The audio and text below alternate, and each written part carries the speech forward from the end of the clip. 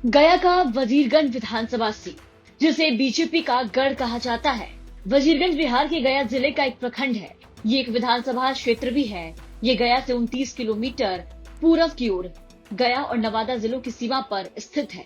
इसके आसपास के प्रमुख शहरों में हिसुआ, गया, बोधगया और राजगीर शामिल है। राजनीतिक रूप से वजीरगंज का इतिहास अपेक्षाकृत नया है। ये 2008 में अलग विधानसभा क्षेत्र बना। इससे पहले ये शेरघाटी विधानसभा क्षेत्र का हिस्सा था। अब तक यहाँ 3 बार विधानसभा चुनाव हो चुके हैं, साल 2010, 2020 और 2015। अब साल 2025 है। चौथी बार इस सीट पर विधानसभा चुनाव होने जा रहे हैं। ये साल चुनावी साल है। ऐसे में सबकी नजर इस सीट पर है और इस बात पर है कि इस बार आखिर वजीरगंज में क्या होगा, वजीरगंज का किंग कौन होगा। पिछले 3 चुनाव परिणाम की अगर बात करें तो साल 2010 में वजीरगंज पर जीत हासिल हुई थी बीजेपी को। बीजेपी के वीरेंद्र सिंह ने इस सीट पर जीत हासिल की थी और हार का सामना करना पड़ा था कांग्रेस के अवधेश कुमार सिंह को। मतों का अंतर था 17,766। इसके अलावा साल 2015 की अगर बात करें तो साल 2015 में यह पासा पलटा और कांग्रेस के अवधेश कुमार सिंह को जीत मिली। बीजेपी के वीरेंद्र सिंह को हार का सामना करना पड़ा। मतों का अंतर था 12,759। साल 2020 में एक बार फिर से तस्वीर बदली और वापस से बीजेपी ने सीट पर कब्जा जमाया। कांग्रेस के शशि शेखर सिंह को हार का सामना करना पड़ा। मतों का अंतर था 22,430। 2025 में होने वाले विधानसभा चुनाव में वजीरगंज विधानसभा सीट पर एनडीए और महागठबंधन में कांटे की टक्कर एक बार फिर से देखने को मिल सकती है। इस सीट की अगर बात करें तो वजीरगंज विधानसभा क्षेत्र में राजपूत, भूमियार और पटवा समाज का दबदबा माना जाता है। कुल वोटरों की संख्या की अगर बात करें तो कुल वोटरों की संख्या 3,22,739 है। महिला वोटरों की संख्या 1,55,539 है। पुरुष वोटरों की संख्या 1,67,218 है। वहीं वजीरगंज विधानसभा सीट पर होने वाले विधानसभा चुनाव को लेकर के किसका पलड़ा भारी रहेगा, इस पूरे बात को लेकर के वरिष्ठ पत्रकारों का क्या मानना है, वो सुनिए।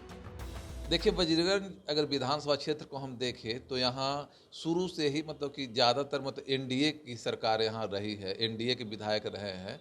तो ये बहुत कांटे की टक्कर होगी एनडीए और महागठबंधन के बीच, क्योंकि जब भी आप देखेंगे चुनाव नतीजे देखेंगे तो बहुत कम का फासला रहा है जीतने वाले विधायक और जो हारने वाले होते प्रत्याशी उनके बीच। तो ये कहना मुश्किल होगा कि कौन, लेकिन ये है कि कांटे की टक्कर रहेगी और यहाँ का जो चुनाव होगा बड़ा ही दिलचस्प रहेगा। जन स्वराज ठीक है, एक उभर रही है और अच्छा वोट भी ला रही है, लेकिन यहाँ जो है अभी वो कहना मुश्किल होगा कि वजीरगंज में जन स्वराज का कुछ अच्छा रह पाएगा। बस यही दो जो है पार्टी एनडीए और महागठबंधन के बीच, यही दोनों के बीच जो है ज़्यादा दिलचस्प और मतलब कि कांटे की टक्कर का चुनाव देखने को मिलेगा। देखिए, आप एक तरफ बोल रहे हैं कि तेजस्वी जी माँ बहन जो योजना ला रहे हैं, तो एनडीए के जो है एनडीए भी तरह तरह के महिलाओं के लिए लोक लुभावन ला रहे हैं। अभी नीतीश जी जो हैं अभी मतलब कि प्रगति यात्रा में घूमे थे और सभी जगह और महिलाओं को लिए अलग अलग वो भी ला रहे हैं, सौगात ला रहे हैं। तो ये कहना मुश्किल होगा कि तेजस्वी जी का जो ये है माँ बहन के लिए, जो माँ बहन के लिए जो योजना ला रहे हैं, उससे जनता का रुझान हो सकता है, लेकिन एनडीए का भी रुझान होगा। तो ये कांटे की टक्कर रहेगी मिला जुला कर।